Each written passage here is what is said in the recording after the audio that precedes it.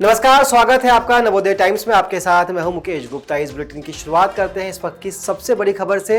प्रधानमंत्री नरेंद्र मोदी आज देश की पहली हाइड्रोजन ट्रेन के साथ ही हरियाणा और पंजाब दोनों राज्यों की संयुक्त राजधानी चंडीगढ़ में 26,800 करोड़ की परियोजनाओं का लोकार्पण और शिलान्यास कर रहे हैं। तो वहीं जिंद की धरती से हरियाणा में 14,700 करोड़ और चंडीगढ़ में 6600 करोड़ और फिर जालंधर में 5470 करोड़ की परियोजनाओं की सौगात आज पीएम मोदी दे रहे हैं। आपको बता दें कि एकलव्य स्टेडियम में दर्जन भर विकास परियोजनाओं का शिलान्यास और लोकार्पण के बाद जनसभा होगी।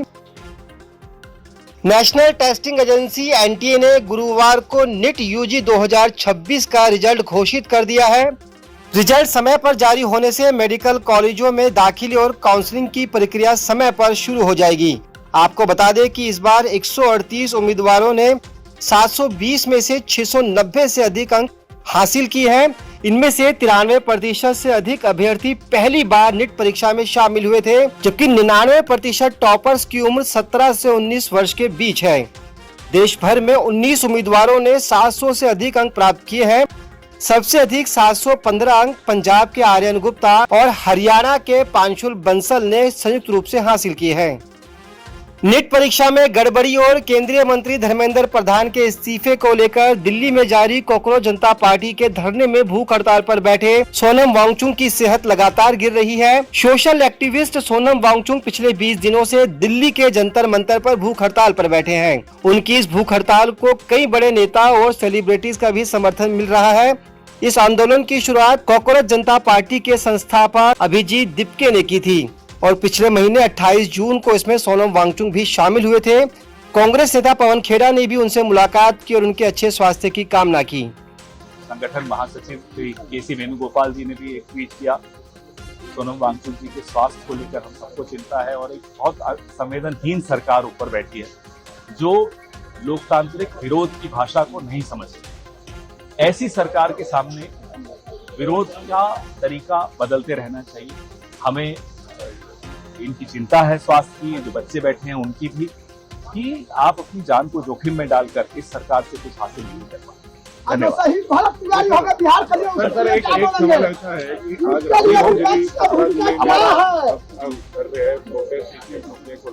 कहीं ना कहीं कांग्रेस से देरी हुई ऐसा हम अपना प्रोटेस्ट कर ही रहे हैं, अभी इस पे रहने दीजिए। देखिए, हम इसमें पूरा प्रोटेस्ट कर रहे हैं। कांग्रेस पार्टी छात्रों की गूंज, बहुत अरसे से हमारा एक कार्यक्रम चल रहा है। हर सड़क, हर गली, हर कैंपस में हमारे लोग सक्रियता से इन मुद्दों को बहुत अच्छी तरह से उठा रहे हैं, न केवल धर्मेंद्र प्रधान के इस्तीफे को लेकर, लेकिन कैसे एग्जाम ट्रांसपेरेंटली हो, वेंडर, प्रिंटर, ट्रांसपोर्टर, हर चीज का ऑडिट सार्वजनिक हो और डेडलाइन सबकी तय हो जाए कि इस दिन एग्जाम होगा, इस दिन उसका परिणाम आएगा, इस दिन प्लेसमेंट्स होंगी, इस दिन ज्वाइनिंग होगी।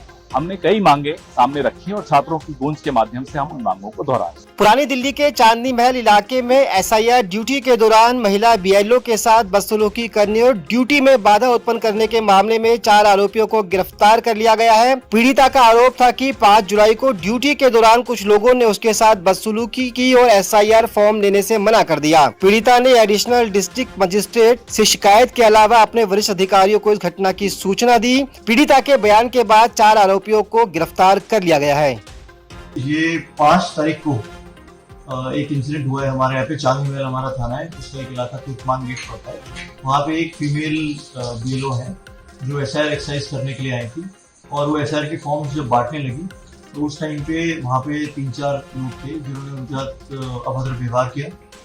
जो एसआईआर का रजिस्टर था, फॉर्म्स बांटने के बाद उस रजिस्टर पे सिग्नेचर करने होते हैं, तो उसमें से एक आदमी जो अतीकुर रहमान नाम का आदमी है, उसने बहुत ही क्लोज आके उनके साथ उनके पास आके उस रजिस्टर पे साइन करने की कोशिश की। उनको बोला भी गया कि आप रजिस्टर को दूर ले जाइए, उसके पास स्कूटर रखा है, वहां पे रखिए, उसको साइन कर लीजिए, लेकिन वो नहीं माना।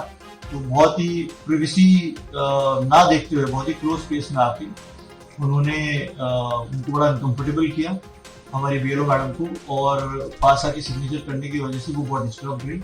साथ ही साथ 3 और लोग थे उस व्यक्ति के साथ जिन्होंने भी काफी अश्लील उनको कमेंट्स किए, अभद्र व्यवहार किया और उनको बाकी एसआईआर फॉर्म्स बांटने से भी रोका गया।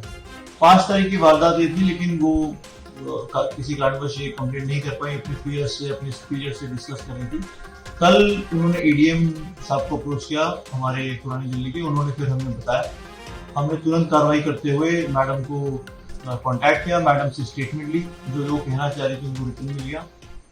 उसके स्टेटमेंट के बेसिस पे कॉग्निजेबल ऑफेंस बन रहा था मोलेस्टेशन का और obstruction of public servant in doing his और हर ड्यूटी। उसमें हमने केस रजिस्टर किया और 4 लोग जो उन्होंने बताए थे उनको आइडेंटिफाई किया और उनको अप्रेंड किया, अरेस्ट किया और आज वो कोर्ट पेशी में है और चारों मोस्टली जुडिशियल कस्टडी में। फिलहाल इस बुलेटिन में इतना ही, मुझे दीजिए इजाजत, नमस्कार।